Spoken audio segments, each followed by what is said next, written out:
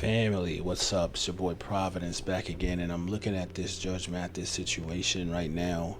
The TMZ goons pulled up on the Honorable Judge Mathis and they asked him about his divorce proceedings. And what I saw was a very humbled, broken man.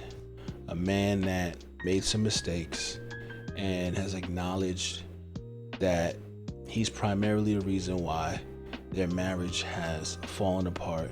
And now he says he's trying to get his wife back. And by the way, I want to be clear. I sincerely hope he does. Divorce is ugly. It's painful. It doesn't reflect God's purpose and design for marriage, which is to last for an entire lifetime. And yes, I'm biblical with mine. And what God brings together, no man should tear apart. Even the people within the marriage should try to make it work and not tear it apart. So I am praying for Judge Mathis, and I'm hoping that he is able to bounce back. So let's see what he has to say about this situation. Hey Judge Mathis, how are you today, man? I'm good. How you doing? I'm doing all right. I want to ask. I'm not good, rather. It's the worst days of my life. How about that? I just love the fact that he just doubles back around and says, hey, I'm gonna keep it real with y'all. I ain't doing too good. And the reality is, he could have just kept it surface level. He could have just gave you the traditional, hey, I'm good, how you doing, blah, blah, blah, and maybe avoided the question or avoided the interview altogether. I'm even surprised he even took the interview. Maybe he's really willing to talk about this publicly and, like he says, or he's gonna say in this video, set an example for people by being honest about the situation. So I'm pleased to even see that he's willing to speak on it. Okay, well, I'm sorry to hear that. I wanted to ask you, with news of the separation. And the TMZ goon is like, hey, I'm sorry to hear that, but I'm really trying to dig into your business, though. How are you holding up? Not holding up very well. I would say the other man, maybe I'll be an example for other men, cautionary tale. Don't neglect your wife. You see I'm here at the airport now, flying out, as I have for 40 or for 25 years. My wife has been third, serving the community, taping my show, having fun with friends. That's what happens, guys. Never be too busy or never have too much fun beyond your wife.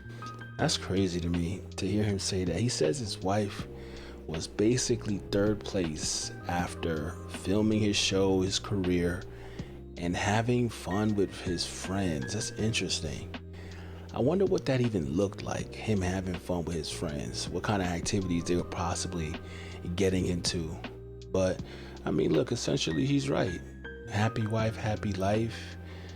I do want to ask, the date of separation is listed back in July 17th. Has this been coming for some time now, or was it something out the blue? Well, I mean, here's the thing, man. Like, I've never been married. I don't know what that's like. I can't empathize with him. I sympathize, but I can't empathize because I don't know what that's actually like. But I do observe. I am a keen observer, and I've seen friends, associates with marriages struggle to prioritize all of the things they have going on, whether it's their careers, whether it's other relationships, other temptations that might pop up in the marriage, outside the marriage. Marriage is difficult. Marriage is still something that should be done, despite that, there's voices in the culture that would like to say that marriage is something that should be avoided. It still has its benefits. It's still something that should be pursued, and above all else, I think it's still God's design for the building up of a strong family. And so we shouldn't be avoiding what God set in place. But it's difficult to maintain marriages, especially when you have two people who can be prone to their own selfishness, living together, and prioritizing what they believe to be important. And a lot of people choose their career over their spouses, relationships with their peers, and pursuing their own ambitions over their spouses. Judge Mathis isn't the only one that has had to deal with this or is dealing with this, and so I think that it should be an example for what can happen when you choose to take the path that Judge Mathis chose, which was to prioritize other things over his wife. Ever since we started taping here in LA, I committed to staying home more and making my wife more of a priority. But as you see, I haven't. I'm still here on the road doing the same thing. And in terms of going out into another city.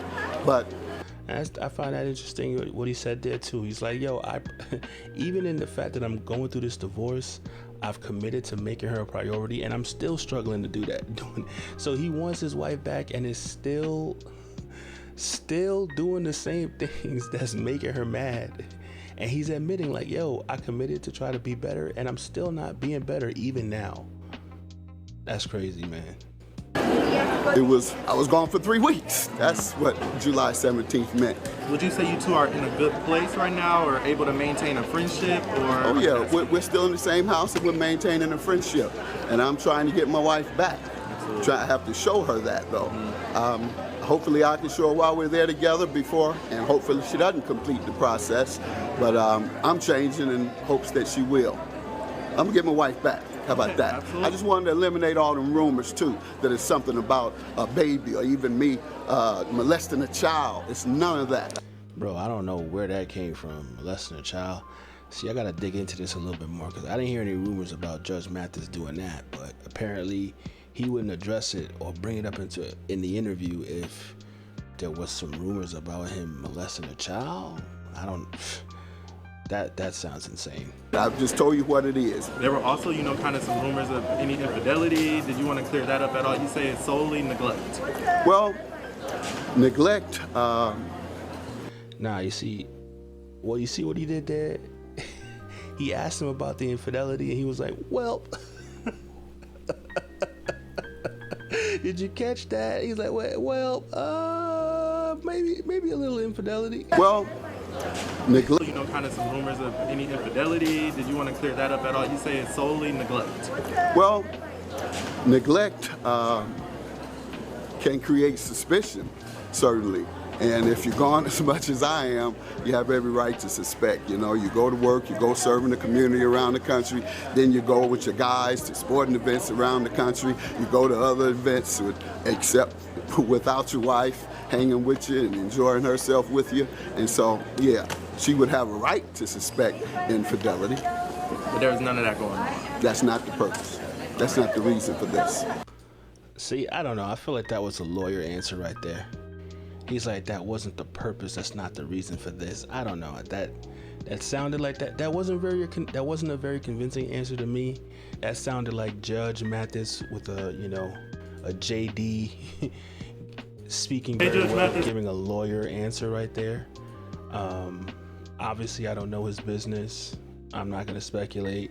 I certainly don't want to add to any rumors, but I'm not going to lie to you. That wasn't convincing. That sounds like there was some infidelity in that situation. I also thought was interesting too how he said all them rumors too, that it's something about a baby or even me molesting a child. It's none of that. I've just told you what it is. There were also, kind of some rumors of any infidelity. Did you want to clear that up at all? You say it's solely neglect. Well, neglect can create suspicion, certainly. And if you're gone as much as I am, you have every right to suspect. You go to work, you go serve in the community around the country. I think it's interesting. Then you go with your guys to sporting events around. I think it's interesting that he said serving the community, filming his show. I think it's important to recognize that a lot of times you can prioritize things that you think are good things, like serving the community, above your marriage. And it might seem like it's the noble thing to be doing, like, oh, I'm spending time serving my community, and I'm this great leader in my community, and I'm doing all these great things, and people look up to me, and really it's not what you should be doing. Not all the time is the thing that's the good thing. Let me put it this way, not every good thing that you could be doing is the good thing that you should be doing. That's what I'm trying to get. That's the point I'm trying to make. A good thing for Judge Mathis to do would be to probably take less community events or whatever events, film less of his TV show, and be home with his wife. Like, yeah, working hard is a good thing. Serving your community is a good thing. But if it's being detrimental to the relationships that's actually important in the marriage, then it's actually a bad thing. So a good thing can be a bad thing if it removes or takes you away from your responsibility. Like, context always matters. The actions that we take in the context of the lives we live always matter. So you're spending time serving the community, but you're neglecting your relationships. That good thing is actually a bad thing for you. You shouldn't be doing that. And so I think Judge Mathis is realizing now that even though he may have prioritized a lot of so-called good things, those good things were not helpful in the end, because ultimately it was self-seeking, it was selfish, and he's paying for his selfishness right now. But I'm still, I'm gonna lift Judge Mathis up, man. I think if you're a praying person, lift Judge Mathis up. We never want to see divorce. I like strong families. I certainly like strong black families.